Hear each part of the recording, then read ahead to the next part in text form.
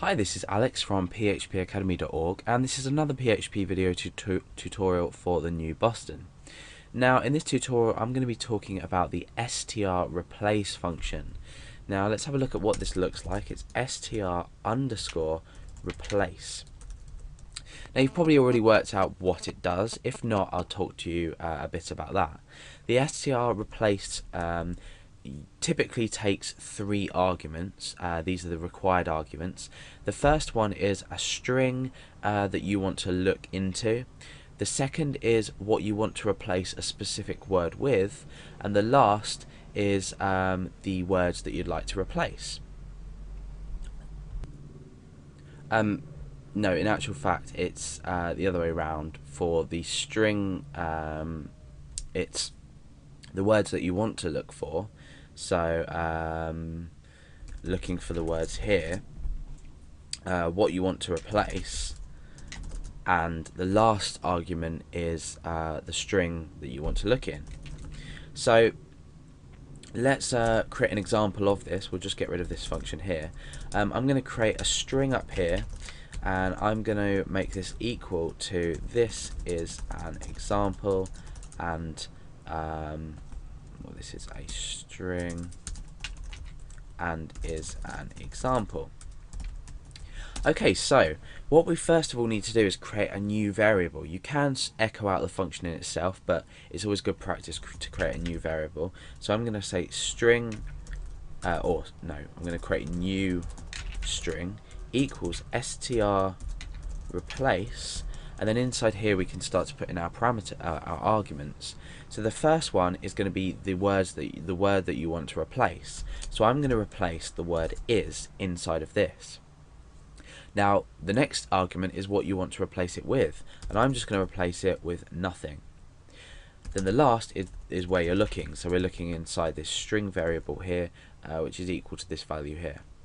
So what we're doing is, in this function, we're looking through the whole string, and we're removing the word is because we're replacing the word is with nothing. So we'll be removing this, we'll be removing this, and we'll also be removing this. So let's have a look, and we'll come down here and echo out new string. Let's tidy this up a bit. Okay, so let's refresh. And you can see that we've removed the is from here, we've removed the is after that, and we've removed the is before the after the and before the an.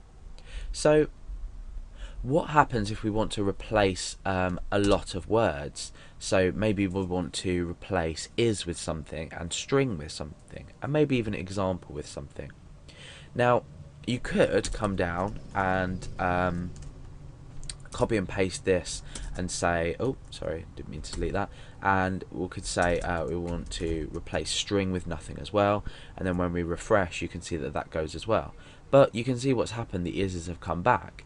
So what's going on here is that it's not a great way of well, actually we could change this here to new string and refresh. So that's got rid of both of them. So we're just using the new string before. However, you can see that this is a really horrible, not very nice way of doing things. It's going to be slower and it's just not going to look right. So there's a simple solution. If you've already looked at arrays, you'll know what arrays are, how they work, and what their uses are. But this is a really useful way to replace many. So we're going to create a variable called find, and we're going to make this an array. Now inside here we're going to create a few variables in the array, a few values of this array that we want to replace. So I'm going to choose three. I'm going to choose is, string, and example. So I want all these words in here to be taken out of here or replaced with something else. So what am I going to put in this value here? We've already selected the value is, but simply I could just put find in there. And what this function is automatically going to do is it's going to look through each one of these and find each one and simultaneously replace them with what you specify here. So let's say I wanted to replace is with nothing, string with nothing, and example with nothing. This function is now ready to work. So let's refresh and see what happens. You can see that that's deleted all three of the words. So now what happens when we want to replace is with something, but we want to replace string and example, or just string or just example with something else? Well, it's exactly the same concept. We can just create a new variable called replace, and we can put the values that correspond to each one.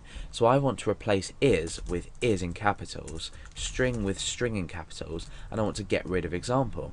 So now what we can do is just simply put this replace in here, and now we're all set up with both arrays with the corresponding values that are going to be replaced. So let's refresh, and you can see that it's capitalized the is's in the sentence, it's capitalized string, and it's removed the word example. So it's a really flexible way of doing things, and it's obviously better to use an array. Now, why is this function useful, and why would you use it? Now, the example I always give is that you may have a select few words that you don't want to appear in maybe some public posts on your website, and the example, and a good example for this, is using a bad word filter or a swear word filter. So we could have, say, a list of obscenities in a text document, and we might want to read these in on a line-by-line basis. We automatically then, if we use the file function, we read in a text file with a line-by-line basis and automatically put into an array. So then you can automatically replace, or you can find within a certain string, and you can automatically replace an array created by different functions. So this is a really, really useful function in PHP that you'll probably come across at some point. Otherwise, for now, practice with it. If you've already watched my tutorial on opening files and opening up lines of files as an array, then try and incorporate this into it and play around with it and see what you can come up with. And even down here, you could try and add some user input, or something that, you know, a user can input a certain amount of text, and then we can delete obscenities or star out obscenities corresponding to each value.